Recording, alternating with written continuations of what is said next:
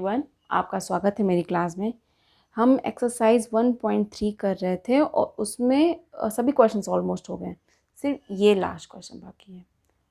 Third जो question आपका, third में भी 3 A B C में करके दिए हैं, उसमें से एक ये लास्ट क्वेश्चन है, इसको भी हम देख ही लेते हैं। इसमें क्या बोला है, 6 + √2 एक अपरिमेय संख्या है।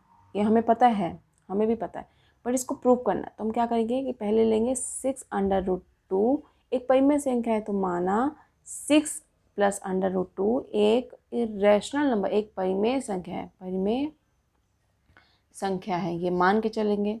पहली चीज़, अगर ये परिमेय संख्या है तो किसके इक्वल होगा, P/Q के फॉर्म में आएगा। इसमें कंडीशंस क्या लगेंगी, Q कभी भी 0 नहीं हो सकता, P व Q पूर्णांक हैं, इंटीजर्स हैं। इंटीजर्स तो हैं लेकिन P व Q इंटीजर के साथ साथ सहअभाज्य संख्या भी है। सहअभाज्य मतलब कि को प्राइम नंबर, जिसका HCF क्या आएगा, HCF 1 आना चाहिए। इनके बीच में उभयनिष्ठ गुणनखंड 1 आना चाहिए। आप ये चीज़ समझें। अब क्या है, जितने भी क्वेश्चंस मैं कर रही हूँ उसमें आपको बता रही हूँ कि अंडर रूट वाला पार्ट अलग रखना है, तो अंडर रूट पार्ट को इधर रहने दीजिए।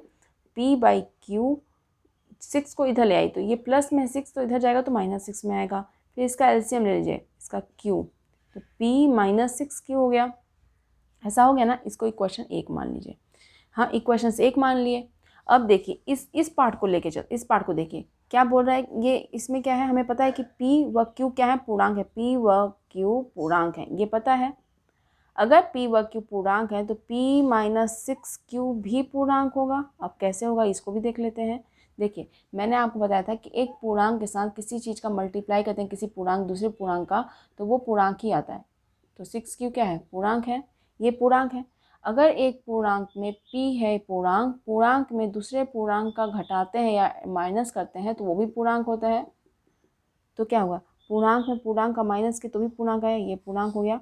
हाँ, अब फिर देखिए P-6Q/6 एक परिमेय संख्या होगी, एक परिमेय संख्या होगी। कैसे होगी देखते हैं, वो भी संख्या होगी। अब कैसे, ये पूर्णांक है तो P-6Q पूर्णांक है, इसमें एक पूर्णांक का भाग देंगे तो एक परिमेय संख्या बनती। पूर्णांक में पूर्णांक का भाग देने पे, ये कॉन्सेप्ट मैंने बहुत पहले समझा दिया आपको क्लास में, पिछली क्लासेस में। तो पूर्णांक में पूर्णांक का भाग देने पे क्या आता है, परिमेय संख्या थी। तो ये परिमेय संख्या हो गई। इतना समझ आया आपको। अगर ये परिमेय संख्या है तो P-6Q/Q एक परिमेय संख्या है। हमने ये बोला एक परिमेय संख्या है, परिमेय संख्या ऐसा हम बोल रहे हैं। मगर अब देखिए P-6Q/Q क्या है, √2 के इक्वल है। √2 तो क्या है, जो कि मगर P-6Q/Q = 2, जो मगर ये है जो कि एक अपरिमेय संख्या है, जो कि एक अपरिमेय संख्या, एक अपरिमेय संख्या है ये। अगर ये तो परिमेय है, हमने प्रूव किया, ये परिमेय है, इसमें एडिशन सब्ट्रैक्शन किए तो परिमेय ही आया। तो इस परिमेय संख्या में हमने क्या किया, √2 के इक्वल कर दिया। √2 हमें पता है अपरिमेय है, जो कि एक अपरिमेय संख्या है। अगर ये अपरिमेय संख्या है तो अपरिमेय संख्या के बराबर है, तो ये भी अपरिमेय ही होगा। तो क्या निकलता है कि जो हमने इसको परिमेय मान के चली मैं, वो गलत हो गया फाइनली। तो हम बोलेंगे हमारी पूर्व कल्पना गलत है, गलत हो गई ना, गलत है। इसलिए अतः 6 + √2 एक अपरिमेय संख्या, एक अपरिमेय संख्या है। इस क्लास में भी आप, मुझे लग रहा है कि आप समझ गए हैं।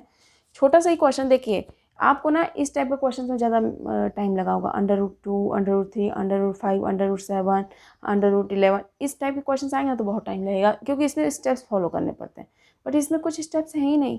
सिर्फ आपको ना √2 का तो कुछ प्रूफ देना ही नहीं है आपको। नॉर्मल ये पूर्णांक का कॉन्सेप्ट ही लगाना है कि पूर्णांक, अगर पूर्णांक से जोड़ रहे हैं या घटा रहे हैं या डिवाइड कर रहे हैं, सिर्फ इसी का एक कॉन्सेप्ट आपको इसमें लगाना है। आपको ऑलरेडी पता ही है कि ये अपरिमेय संख्या है और √2 हमें पता है, तो इसके इक्वली जो भी √ में जो भी पार्ट दिया होगा ना उसको अलग रखिए, क्योंकि हमें पता है कि अपरिमेय संख्या है। ये तो फाइनल हमें रिजल्ट पता है।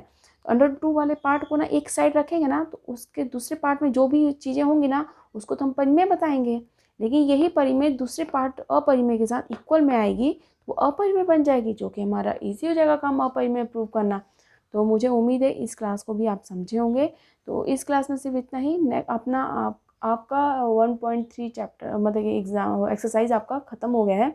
नेक्स्ट एक्सरसाइज है जो 1.4, इसमें डेसिमल एक्सपांसन है, टर्मिनेटिंग, नॉन टर्मिनेटिंग या टर्मिनेटिंग बट रिपीटिंग टाइप का, शांत अशांत दशमलव प्रसार।